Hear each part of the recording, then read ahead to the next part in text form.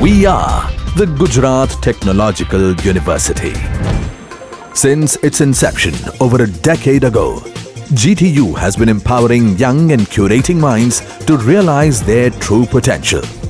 Over 4 lakh inspired students are enrolled with one of the premier academic universities in India. With more than 450 affiliated colleges in its fold operating across 5 zones of the state, GTU, the International Innovative University, your place to move forward.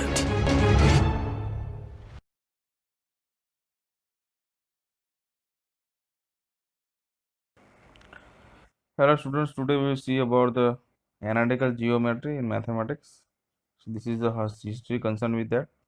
It was first introduced in 1630s and it was aided for the development of calculus, and this is the format and this is a parity format, and these are the two famous mathematicians in this time period 1596 to 1650 and 1601 to 1665, and the Fermat-Lars theorem has recently been solved out by one of the mathematicians located in Russia, and these are the foundation for analytical geometry. So first we have to understand the Cartesian plane.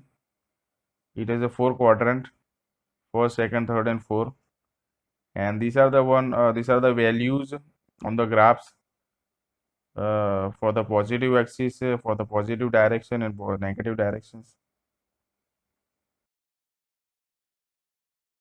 4 things that we have to understand there: x-axis, y-axis, origin, and coordinates. This is our first example. Plot the points. These are the points on the analytical plane, and how we can plot the point out of that. Here you can see. This is another example.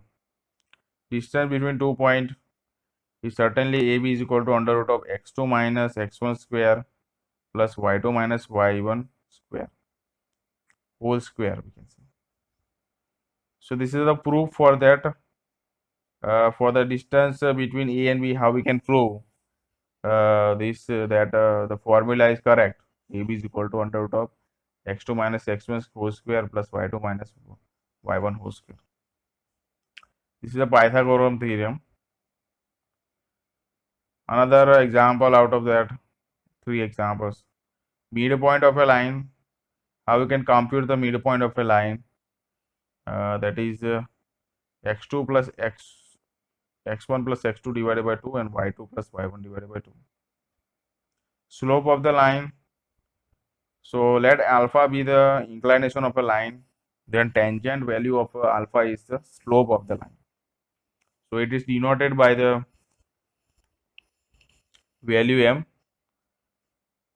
So how we can find the slope of the lines whose inclination is 30, 40 degree, 60 degree, 120 and 115. So the slope of the line passing through the points m is equal to y2 minus y1 divided by x2 minus x1. So how we can deduce the slope of these points A and B?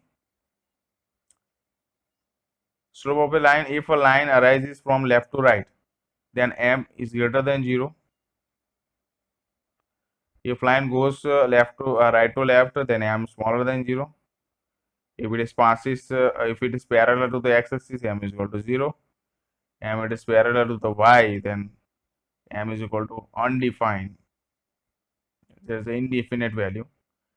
So inclination of line, there is a certain theta value. Find the point of A and B, AB. Angle between the two lines, this is a, and how we can deduce the tangent means theta angle. Tan theta is equal to m1 minus m2 m plus divided by 1 plus m1 m2, where m2 is the slope of the terminal side and m1 is the slope of the initial side. This is the terminal side and initial side to the x-axis.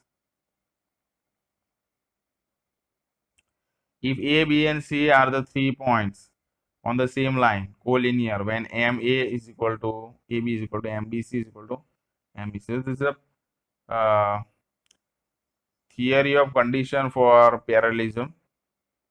If D1 parallel to D2 means M1 is equal to M2. Slope of the parallel line. Two non-vertical lines L1 and L2 are parallel if and only if their slopes are equal and angle of inclinations are equal. So ML1 is equal to ML2 and tan theta L1 is equal to tan theta L2 angle of inclination. Condition for perpendicularity, if D1 is perpendicular to the D2 when and only when M1 into M2 is equal to -1. So this is a condition for perpendicularism. Slope of perpendicular lines, equation of a line.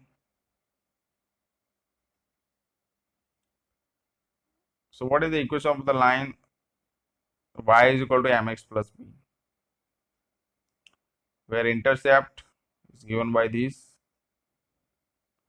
General formula for the equation of a line, ax plus by plus c is equal to 0, where a, b and c are non-zero constant and x and y are variable on the degree one. So these are certainly examples.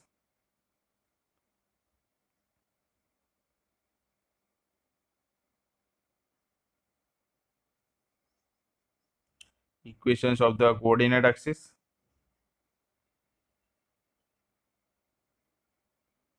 Thank you. This is the end of the lecture.